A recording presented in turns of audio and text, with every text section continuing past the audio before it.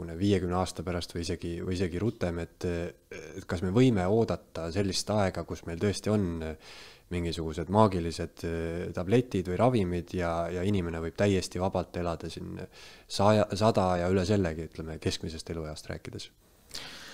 Et kas see on nagu paratamatu progress meil või on see niimoodi, et me ikkagi võitleme siin loodusega ja ütleme üle selle 80 eluea nagu meil väga siin lootust ei ole? No selles mõttes see on niivõrd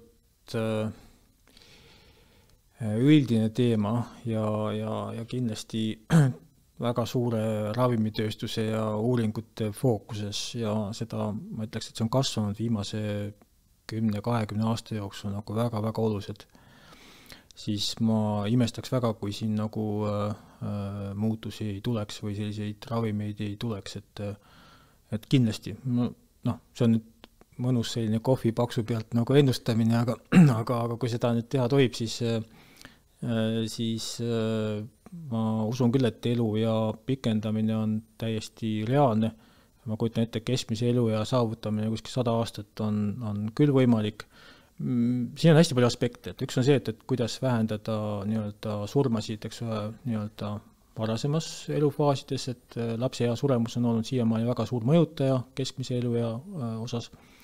Kuidas vähendada riskikäitumist, siin on autoõnnetused, sest keskmise elu eas sees, uppumised, tulekahjud, mida iganes, kellele meelde tuleb. Et kui nüüd hakata mõtlema, et kui inimene on saanud 50-60 eluaastaseks ja tegelikult teine hästi suur faktor on tegelikult ka kasvajad. Et kasvajate mõju nagu elueale on ka märgatav, et see nagu elukeskkonna parandamine kõik muu. Ma ei näe küll põhjust, miks ei oleks võimalik keskmist elu ega saada 100 aastani.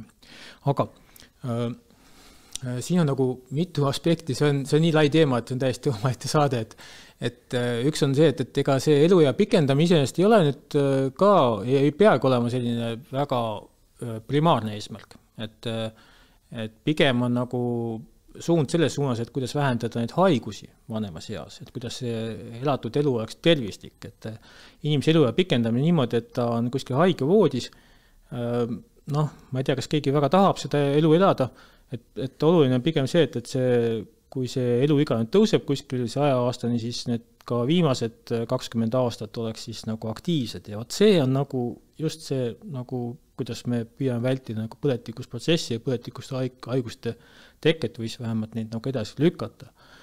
Aga nii-öelda lõpmatult sellist elu ja pikendamist on raske uskuda, et nagu see on ka spekulatiivne, raske uskuda, et see väga lihtne ja võimalik on, sest et huvitav muidu on see, et on olemas ju ka loomi, mis tegelikult üldse ei vanane.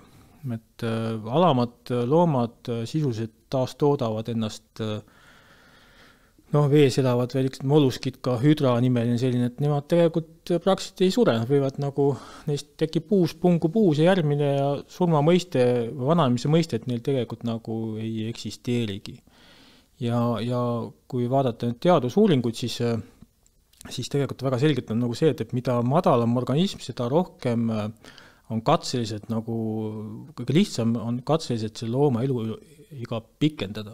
Et on selline katseloom nagu nematood, mis on selline väike uss, mis elab nii-öelda sellise, ta on ikka väike ussike, parasiitussike, mis elab sellise katse sellises keskkonnas. Tema eluiga on võimalik pikendada 10 korda. Erinevate nagu nii-öelda käsitlustega. Siis on selline katseloom nagu äädikakärbes. Äädikakärbse eluiga on peaaegu võimalik pikendada 2 korda. Aga me jõuame nüüd näiteks imetajate juurde, siis hiire eluiga, arvestades seda tohutut nagu erinevate lähenemiste viise, on nagu päris hea tulemus, kui see hiire eluiga on võimalik pikendada 10-30%. Ehk siis see number läheb järjest nagu väiksemaks, mida kõrgema organismiga tegemist on. Et mida madalam organism, seda lihtsam seda nagu eluiga pikendada tundub olevat. Ja päris madalad organismid tegelikult see vananemisprotsessi nagu üldse ei olekski peaaegu olemas. Eesti esu.